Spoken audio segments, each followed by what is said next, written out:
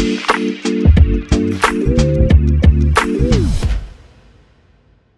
right, hello, and welcome back to the Sports Reporters who have indeed reassembled.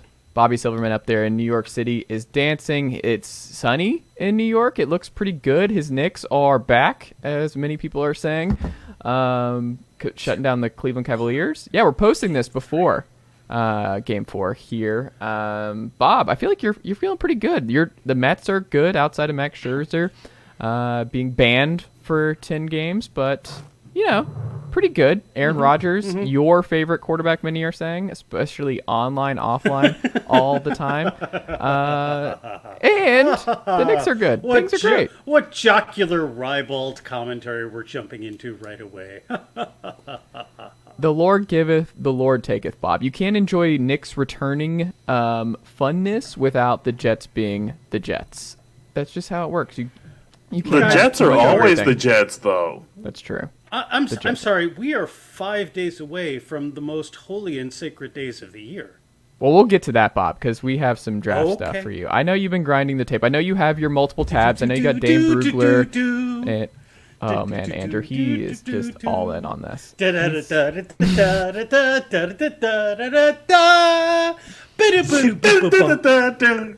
Wow. Well done. That was good. Also here, still in Detroit, Michigan. When does the move happen? AL.com so the move editor, is Andrew happening. So the move is happening as we peel back the curtain a little bit. The move is happening next week. Mm-hmm. Spoiler alert: I will not be here. But I don't officially move because my moving date for the apartment, as we knock on wood, is like mid-May. So we may be broadcasting from Alabama in mid-May. So, yeah. Well, I was going to say, I'm doing the math here, because if you're leaving next week, and mid-May is when it opens up, are you living in a hotel for 2 weeks? No, I'm going to be staying with a friend. Okay. He's going to be recording from the bathrooms of a Perkins. It's going to be a little tight. Wow, wow, no. No, okay. I'm still going to be here in Detroit with a friend for a few weeks. So. Okay.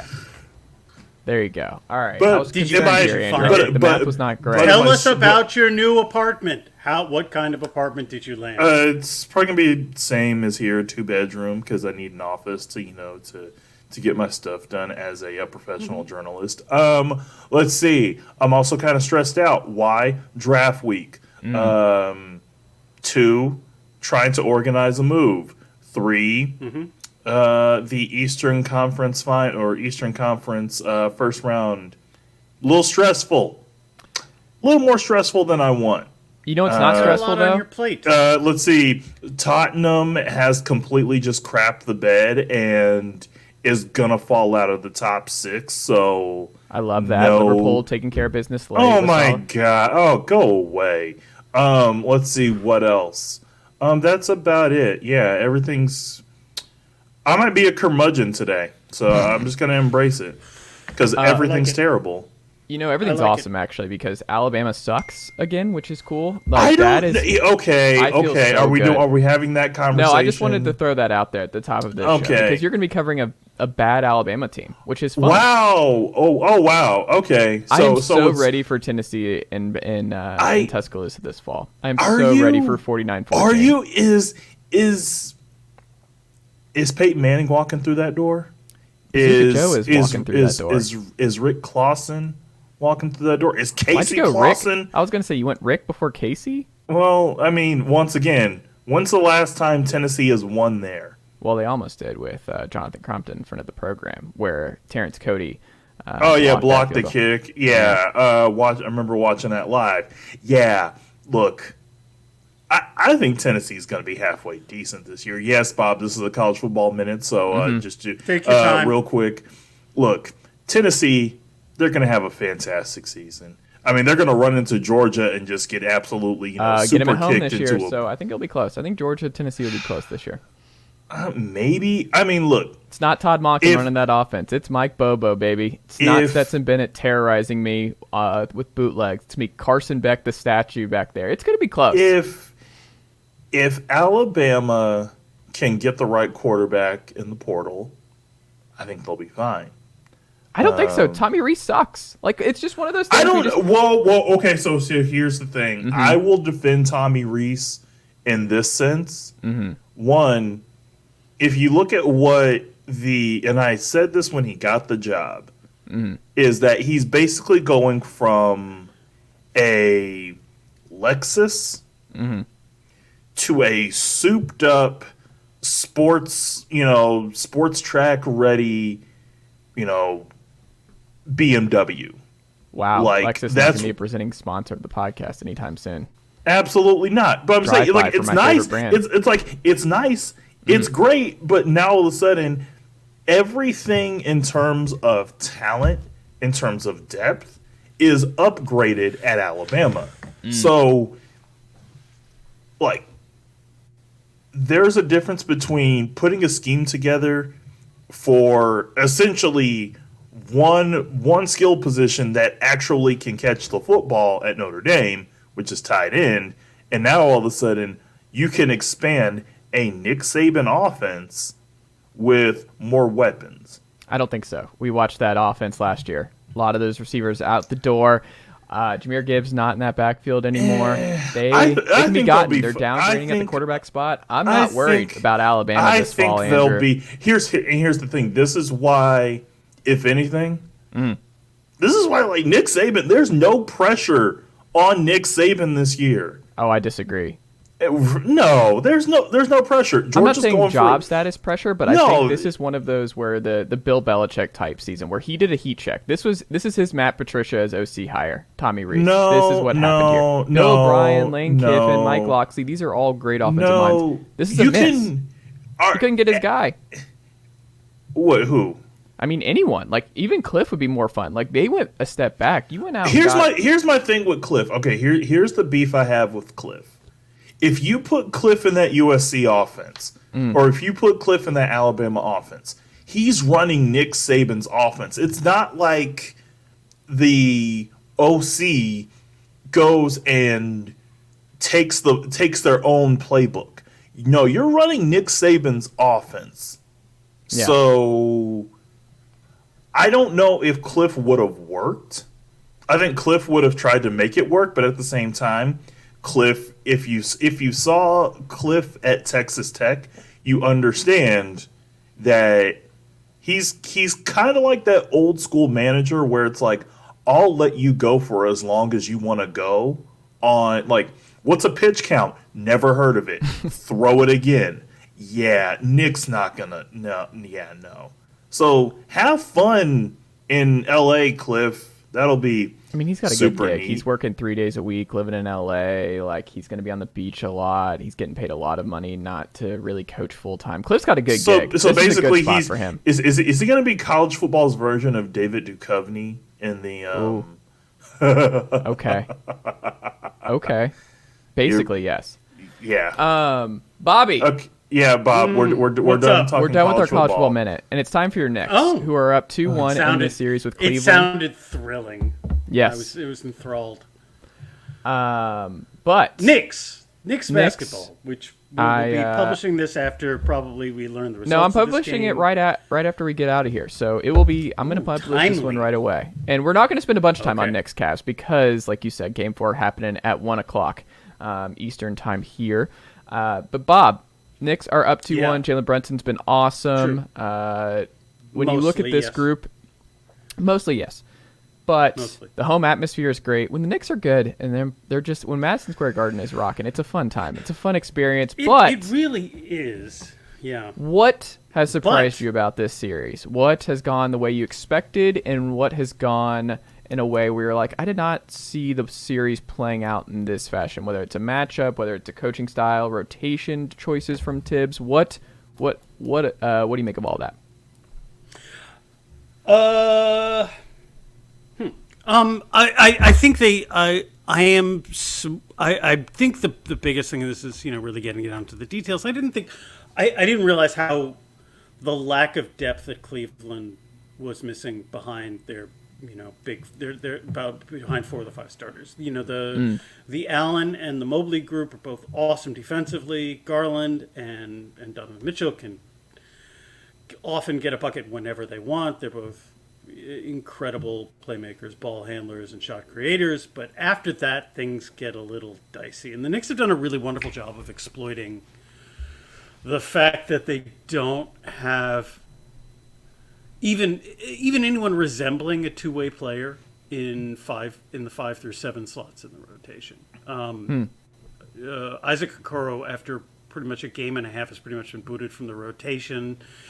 Cedi Osman has made some shots, but he's a big minus on defense. They've tried reviving the Danny Green, of all people. Playoff Danny Green has made his way back in the mix. They threw Ricky Rubio out there for some extended stints, and he was really not up to snuff. Karis LeVert has had some nice moments on offense, and he's been okay, but that's about it.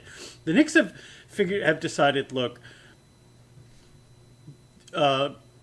we will, Donovan and Garland will be able to get theirs. We're going to shut down we're going to do that Thibodeau thing of stopping shots at the rim at all costs, even if it means committing, a weak side help defender who's one pass away.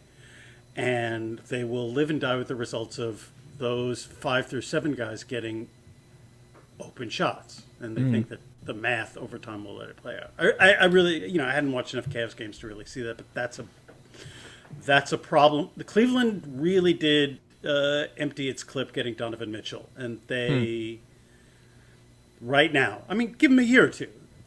But right now they're in that terrible Clippers spot, right? Where it's like the Suns are in the same spot where it's like, oh, Torrey Craig's going to be your trusted fifth guy. Yeah, like, the Suns are in that same spot, but the Suns also have Kevin Durant and Devin Booker, who are better than you mean future Nick Kevin Durant? Yeah, future Nick Kevin Durant. That would be the biggest surprise to me that has worked as well as it has. The biggest improvement in the Cavs is going to be internal, though. It's when Evan Mobley. Right now, Julius Randle and both of the Knicks centers are really physically pushing him around. They're bullying Evan Mobley. Evan Mobley gets the ball after. Look, if the Knicks trap or help on either one of the Cavs' primary ball handlers, when Evan Mobley becomes the outlet at the top of the key, and they say, he right now can't create a good shot. And that's just because he's only, 21 and 6'11" and about 200 pounds. He just doesn't have the physical strength to be able to deal with. He'll get there. He's just not there yet. He'll get there. He will get there. He will develop a consistent, an effective mid-range game. He will learn, if Evan Mobley had a consistent, jumper from the corner from 3, that would help a lot because you could actually. They're being very careful because he hasn't taken any of those this year. That's just not something they've added to his arsenal. They're like, don't worry about it. He shot a few as a rookie, but this year he's been below 30% most of the year, and they're just not having him flare out to 3-point line. They don't run pick and pops for him at all.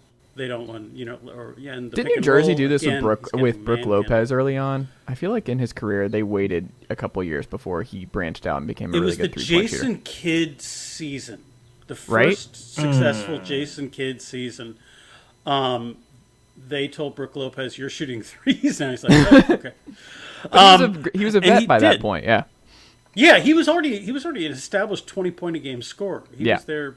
There was a lot of NBA Twitter discourse on that, where it's like, "What are you doing? Right. Why are you making Brook Lopez shoot threes?" Brook Lopez was a solid low post scorer who completely transformed his game. It's amazing watching Brook Lopez be more effective at 34 than he was at 24. Yeah, because which is wild. Infinitely better defender right now. He could still get if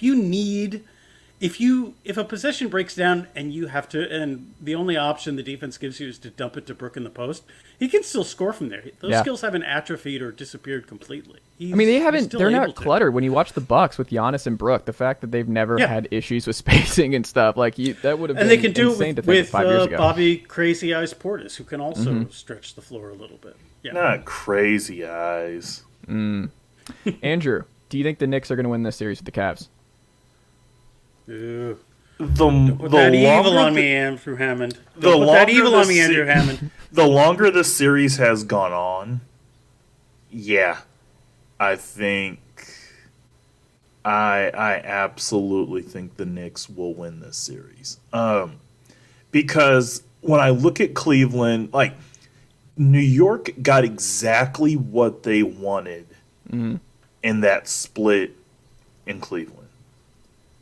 Because I don't, and you know the cliche, the series doesn't begin until somebody wins on the road, blah, blah, blah.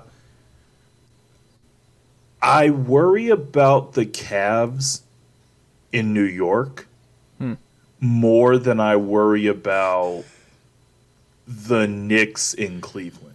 Because the Knicks are a team that play with no fear. Yeah, they know what they are. They know. Yeah. They play with no fear, and there's no... When I look at this Knicks team, like Bob said, they know who they are, they stick to what they do, and they found, to me, the biggest thing any team and I worry about this with the Boston and Atlanta series, a team that plays with confidence in the playoffs can stretch a 5-game series to a 6-game series, a 6-game series to a potential 7-game series. Like, that's the biggest thing to me when I watch the playoffs is teams playing with confidence, knowing who they are, and can execute at a high rate.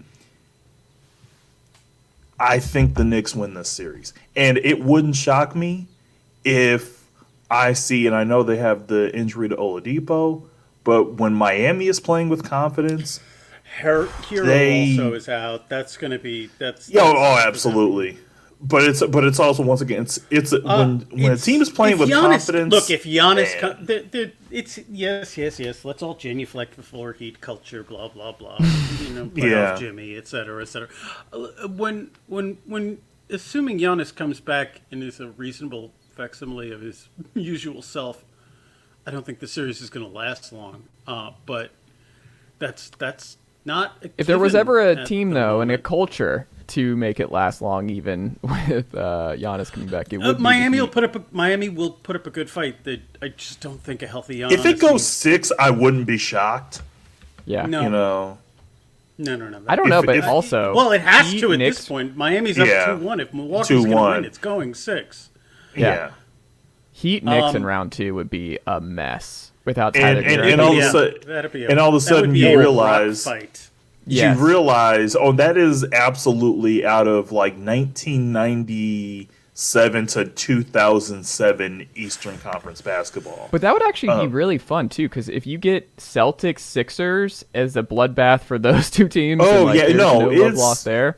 Yeah, and think about it this way: you have if it is Bob's Heat, loving this Knicks in the Eastern Conference Finals. Think about this. Yeah, that's what I'm saying. You're 4 wins away from an Eastern Conference Finals appearance. MSG, whether they're playing Boston or Philadelphia.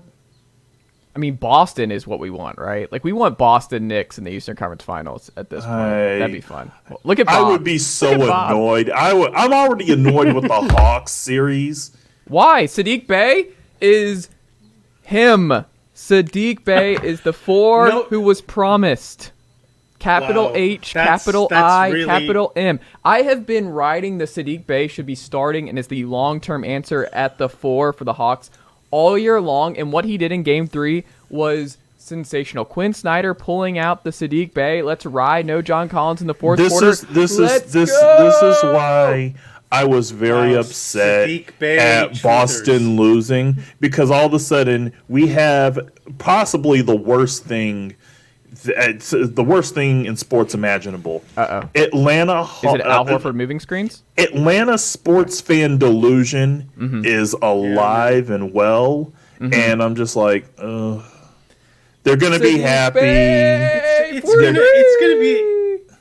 They're gonna be all happy. Sweep. It's gonna be 5, but that's okay. They might win today. Hold on, they might win today. If they win today, I will be so annoyed. I'm gonna be so annoyed if they win. Can I? Where's Fan Kings and Draft Duel.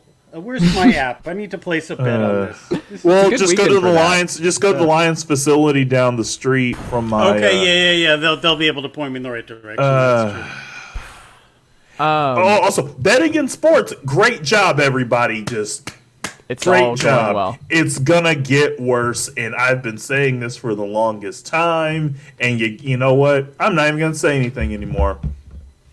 Too late. There's nothing else that we can say. It's gonna get worse. Congratulations, everybody. Good job. I just think it's going to be like everything else in our culture, right? We're going to see it. You and I and Bobby are going to talk about it in the group chat, like, oh, bad. And then people are going to be like, bad. And then here's another thing that happened. And then we move on. It's just going to become normalized where these things just pop up and guys getting suspended, little things like And that happening. it's not even corruption of the game thing. It's not like they've got.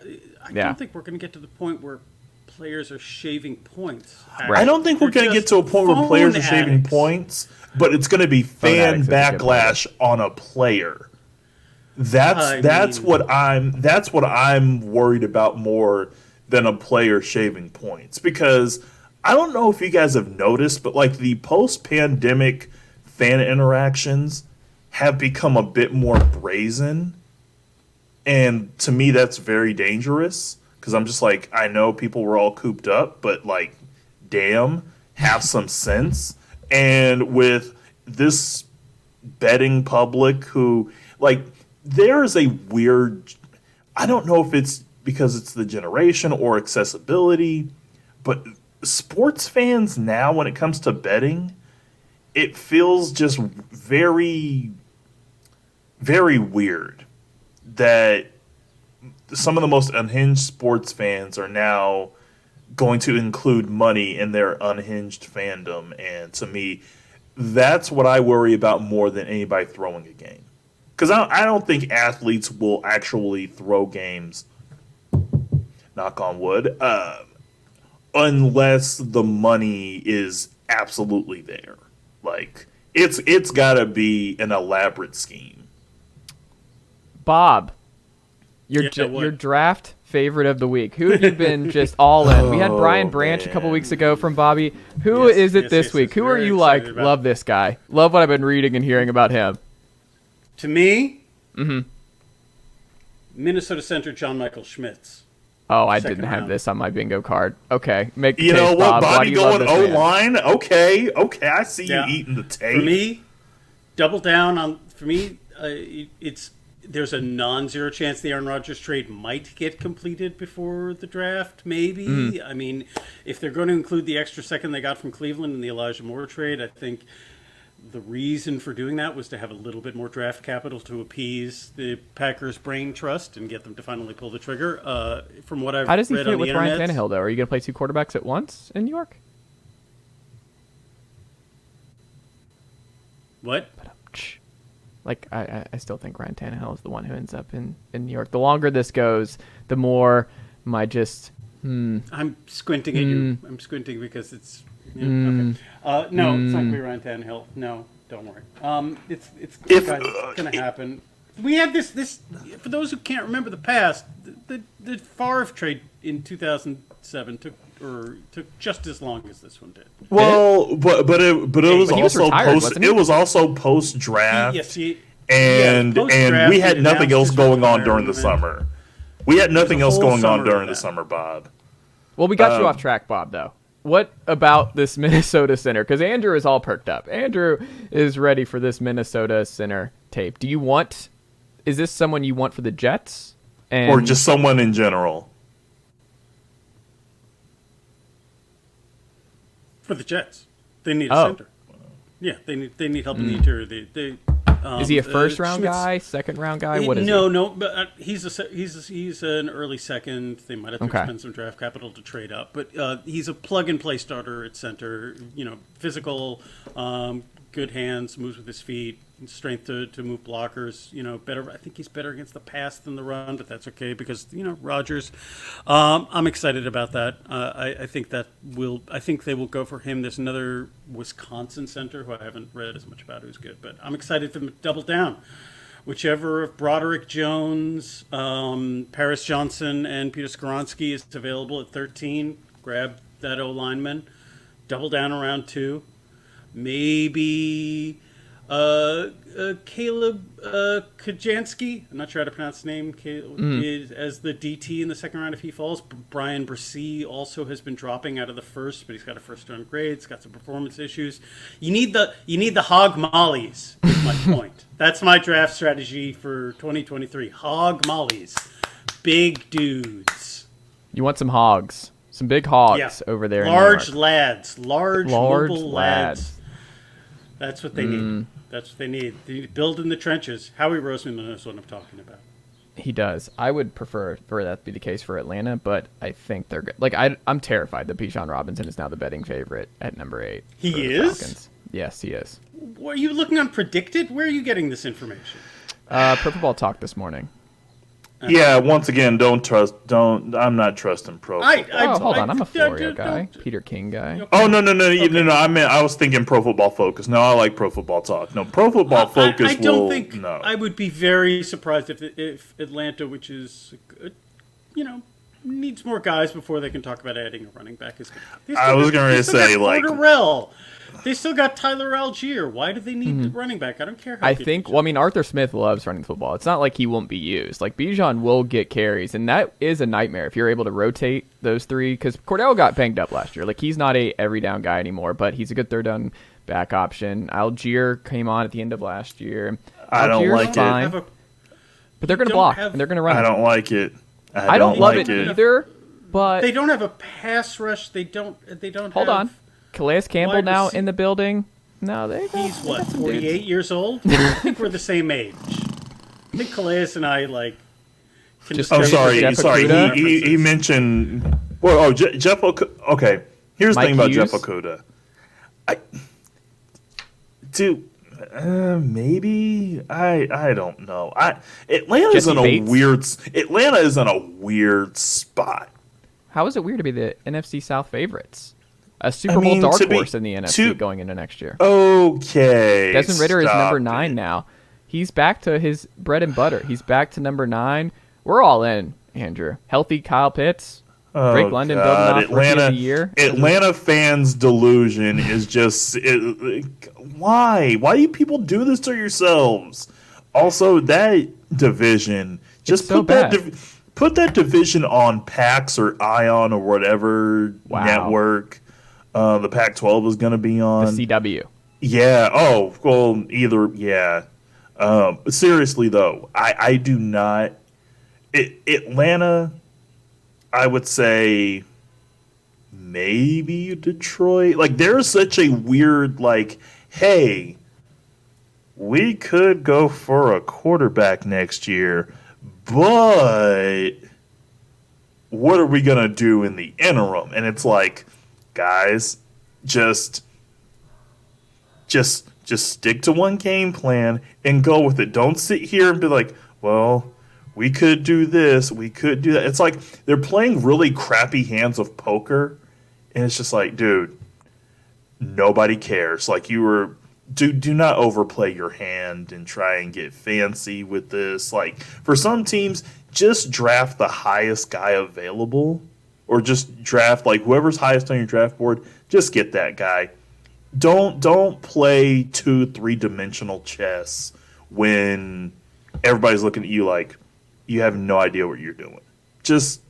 I just wish GMs would simplify draft picks more. And it feels like more and more all of these, draft nicks and all of these GMs are trying to go 3-4 level chess. Like you're the freaking Patriots. No, dude. Nobody. No. Just no. Bob, did Dillon Brooks deserve to get tossed last night in the Lakers? Yes, he did. Yes. I love it. I am entirely in favor of the Dillon Brooks supervillain turn. He sucks at it. He sucks at being a villain. He's not good at it. That is why we all are just like, dude, like, what are you, like, your Joakim Noah impression sucks. It's not even a good Evan Turner impression. It's so bad. That was one of the great early like how can we turn a meme into reality campaigns was when Mark Titus decided that Evan Turner was nicknamed the villain and like tormented him about it from like Indiana into the pros. Like all of the things he's done, like it's just, I get the wrestling heel turn of saying to LeBron James that he's old and washed and come get me, bro. And LeBron didn't even have a monster LeBron James game. He just LeBron's did what he not needed to washed, do. but LeBron has entered a different time. We're watching these games, like y'all see it too. Like he's not driving. He's not the same dude. No, he's handling He the picks ball. his spots. He's been playing basketball for 20 years. No. I understand. What I'm saying is like he is different. Like I wonder if people He's do like. still look at his numbers. They haven't. No, but I'm saying really watch the games, changed. Bob. Watch the games. Oh, eyeball test. You got to watch the games, Bob. He's a little bit different. Yeah, you're right. But I don't watch the game. The computer. It's like the kid on the bus thing, where it's like the stats versus he's got that dog in him, or he knows ball. What is that meme? I forgot what. I know what you're talking about. Yes, that's what but I'm yeah, thinking look, Dillon Brooks. No offense when I say this, but Stevie Wonder could have seen what was going to happen to Dillon Brooks. Like when you just know. When somebody is talking cash, and you know that they don't have it in them to back it up, and you're just looking at him, and he's old, he's washed, he's saying all this. LeBron didn't have to say anything. Nobody had to say anything. Everybody, it's like we've seen LeBron's movies. Dillon Brooks, you are not that guy, and we've seen Dillon Brooks. Dillon Brooks is a marginally decent pro, and you're going to do that? Okay. We know what's going to happen. Like, I wish I could have just gone to a draft. Once again, betting. Wish I would just opened or downloaded the DraftKings app or whatever, or FanDuel or MGM, and just bet whatever the over was for the Lakers. Just throw all your money at it, because this team, Andrew, Memphis, gambling is sinful. You know this. Okay, but here's the thing about Memphis, and everybody has been saying it all season long. This team, although they're fun and adorable and it's great, when they get down to it, they're gonna fold. And if Dillon Brooks is your guy saying that to LeBron, you might as well just start. Hey, Cancun on 3.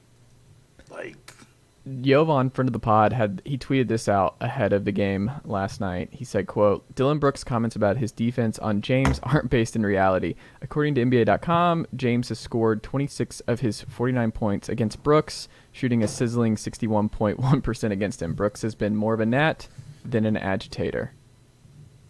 Flames. And when Dillon Brooks did what he did to get kicked out of the game, that was it. That was the worst admission of defeat that I've ever seen. And I'm just like, this dude is like, he's gonna be in the big 3 in like 2 years anyway. So He's one of those guys. Oh, whoa, that's a bold take. how old is Dillon Brooks now? How long has he been in the league? What is he? He's been in the league for maybe about 4 or 5. It's got to be more than years. that. He's closing in on 10. He has to be. He's been because he was there. He's 27. Okay. He graduated. Let's see. In 2017 from. He's been in This the is year league. 6. Yeah, he should know. And I'm sorry, if Dillon Brooks is the one going after LeBron, back it up. Cancun on 3. Like, I also you watched it. The Lakers' defense has been sensational, and what they were doing for the especially last Jared few Vanderbilt. months, Vanderbilt's amazing. Post trade deadline, LA has been fantastic. Yeah. And once again, it's guys knowing what their roles are, additional pieces playing with confidence. Like this, even look, I don't think they'll reach the Western Conference Finals, but if the Lakers did reach the Western Conference Finals, that to me is, look, I know it's all about rings and trophies, but to me that's still an amazing accomplishment knowing where this team was at one point. I mean, Bob, do you think the Lakers lose or win this series, or do you think the Grizzlies get Game 4 and then with home court advantage they still are able to find their way out of the series, or do you think it is the Lakers to lose?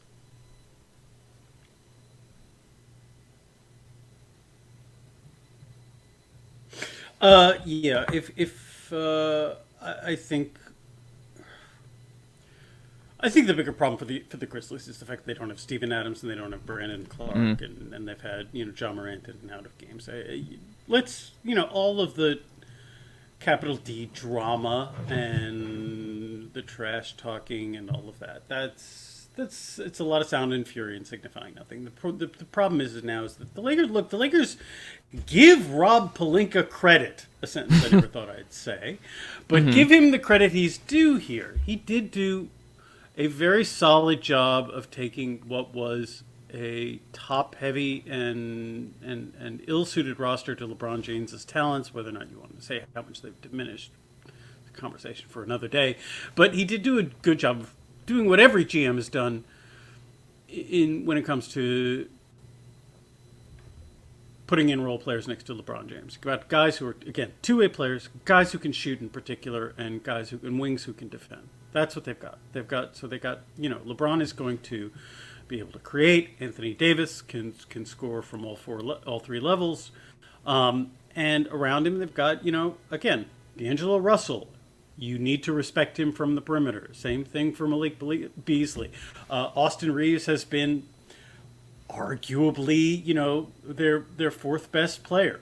Rui Hachimura has gone on an insane heater at the perfect time.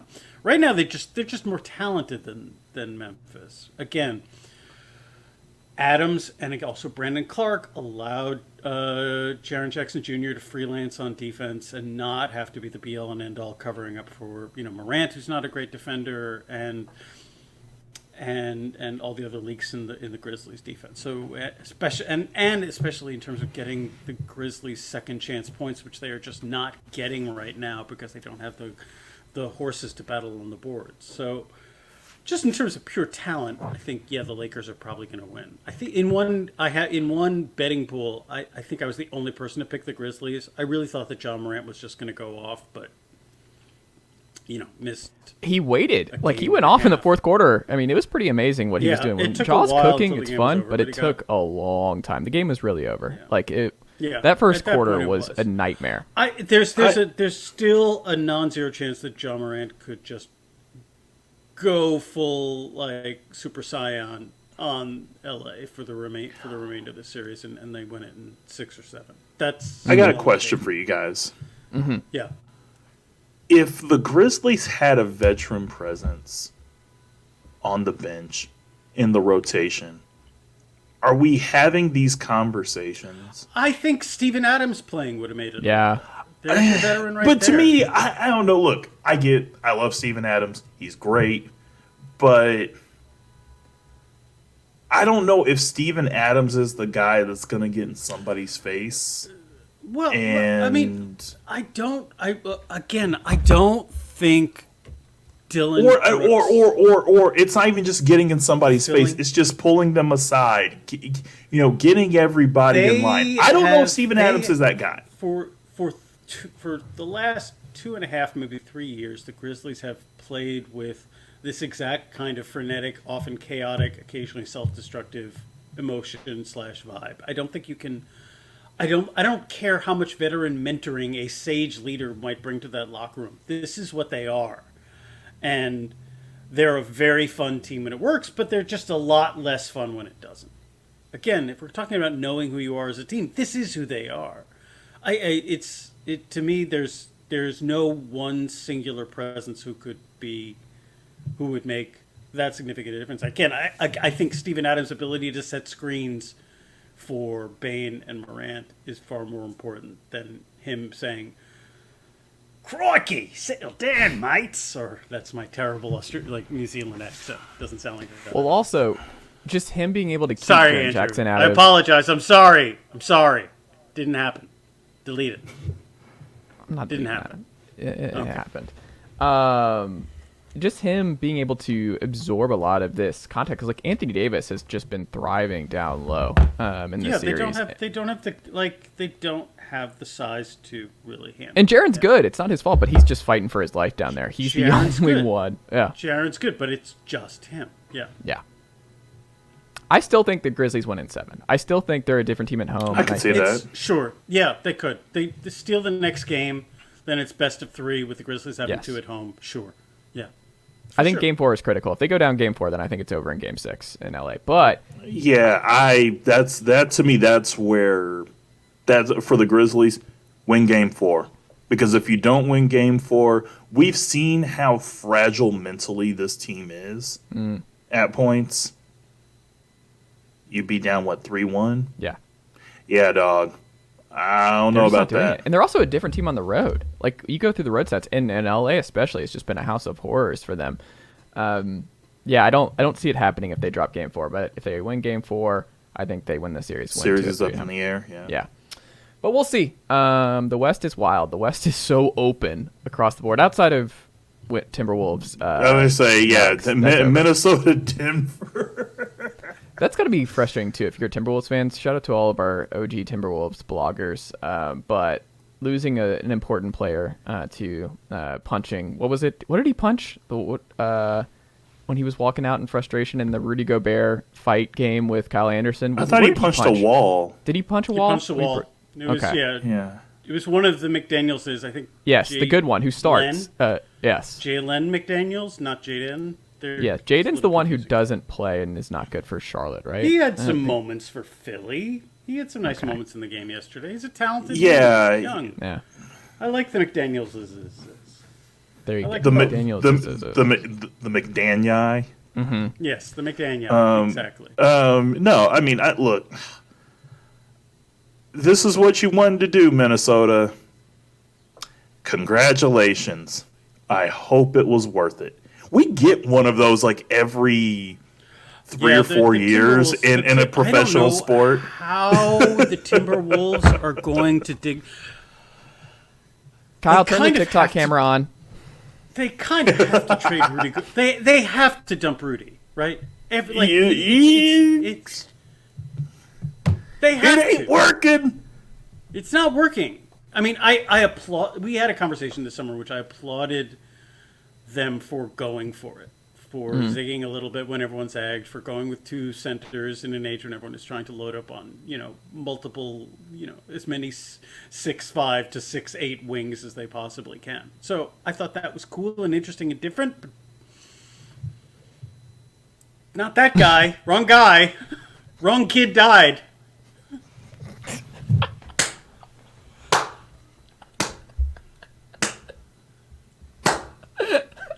That's a winner. That is a winner. Something that's been suggested by quite a few Mavs friends of mine is Dallas going for Rudy Gobert. So Sure. okay, so what does Dallas give up? Because fine. Well, they got to give up a lot of dudes to match contracts. Well, I was going to say, you don't have to give up much, because they're doing Minnesota a solid. If they let Minnesota out of the Rudy Gobert contract. I think it is.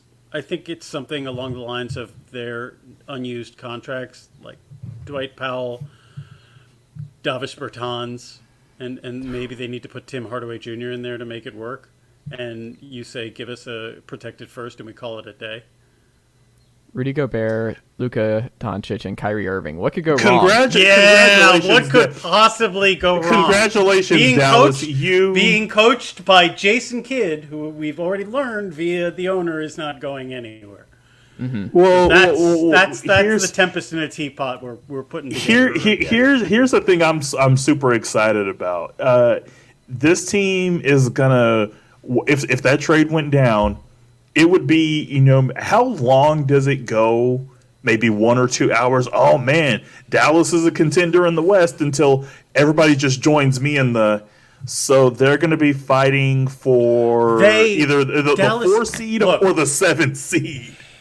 Dallas has absolutely put themselves in. I can't even. It's so bad. It's somehow worse than when the Nets were stuck with no picks and an aging aging Kevin Garnett and Paul Pierce. They have to shout out Billy King. They have to have a very good. They have to have a season that makes Luka Doncic happy next year. That's their only job. So is it top 4? Is it top 3? I don't know. Luka Doncic just has to be happy. That is their. I don't know what that would require. Moving the team to Latvia, maybe. I know what it requires. It will require moving the team to Slovenia, maybe. Mark Cuban has to basically just wake up every morning, don't say good morning to his kids, don't say good morning to his wife, just text Luka, hey buddy, thinking about you, need anything from me? And move heaven and earth every single day. Got to message him on Cyberdust every single day. So you remember Mark Cuban's Cyberdust?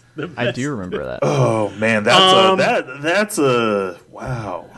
Mark Cuban's just going to be perpetually driving around looking to find DeAndre Jordan's house at night. Getting into fight with Chris Broussard. Oh man. Look, man. NBA free agency. So I don't know what that means. Basically, you are going to the only thing they can. Because if Luka even begins to sound somewhat like he wants to go elsewhere, congratulations, you have condemned this franchise to the toilet forevermore. That's what the options are. You convince Luka to say, I'm happy here, and does not want to trade. Or permanent dumpster fire. Those are the options that are on the table. So I don't know if absolutely. I don't know if Rudy Gobert is the answer to is path 1, and that's the way that Luka is happy. But you've just got to go to him. They've got limited assets to improve themselves, so you're already taking on somebody else's damaged goods. If that's what you're. Are you talking about Dallas right now, right? Yeah. Okay. Dallas. The only way for Dallas to and look. Say what you will about Rudy Gobert alienating himself from 2 franchises in fairly short order. You certainly got to hand it to him, folks. It's actually impressive, honestly. But he is and remains an excellent rim protector and defender. He has problems with that. He still hasn't developed much of a game. You can't still dump the ball into the post when he's got a mismatch. Teams in the playoffs will still switch wings onto him because they know they can get away with it, blah, blah, blah. But again, it's the make Luka happy at all costs plan, and anything else will result in disaster. I don't think it's gonna be Gobert. You ready for my Galaxy brain take? And we gotta get you out of here, Bob. Don't say it. Don't you say it. Nope. Don't you dare say it. I think Trey for Karl Anthony Towns happens. Oh my God! What? I think that's what they do. I think they recalibrate. They organize the roster a little bit better, and they are like Karl Anthony or Gobert. No, one of the two. No, but I also see Trey and Gobert were meant to play together. No. They were meant to do this. Like No. Trey loves the Clint Capella types. He would actually thrive with Gobert in Minnesota. I hate every single thing about that trade. I think Trey for Karl Anthony Towns happens this summer. No. Chase, no. I think it happens. Nope. I don't like this. I don't like that deal one bit. I hate every single feeling about that deal. Y'all are both so disgusted. That's a good place to end it. Our misery is a good place to end. Disgusted both Andrew and Bob to end this podcast. Well, Bob, what can you plug here? I don't have a story to plug right now, but you can always find me on Twitter at BOBSAIETTA, Bob Saeta, while that garbage site is still operational. And I'm sure you'll find me on, I don't know, somewhere in Post or Mastodon or Substack Notes or, I don't know, something else when it goes kaput. It was a delightful week. It was a delightful week. For those spending time on Twitter yesterday watching Elmo break down, that was delightful. That was fun. Yes. You can find me on Twitter there. There you go. And read Bob in the Daily Beast. Go subscribe if you are not already subscribed to the Daily Beast. Andrew Hammond, AL.com. Go subscribe there if you'd like to read about the fire that is burning in Tuscaloosa with an anemic offense. And just keep up with the fall of Alabama. this dude over here I'm so ready for Tennessee Bama. Hasn't enjoyed looking forward to a Tennessee Volunteer season since 2002, 2003. No, last year I looked forward to it. I predicted 10 wins last year. It's on the podcast. Here's some Tennessee love. I have Hendon Hooker will go in the first round. Okay. Okay, so okay. Oh, we talked about this last week when you weren't here, Bob. It's going to be the Vikings and Andrews. Oh God, no! I think it is going to be the Vikings. So. Please don't do this to me. But no, AL.com. Ton of draft stuff coming this week from both Alabama and Auburn, and so I'm definitely looking forward to it. There you go. Bob, Andrew, thank you as always, and I will talk to y'all next week. Well done, nephew. Chase Thomas Podcast. Hell yeah.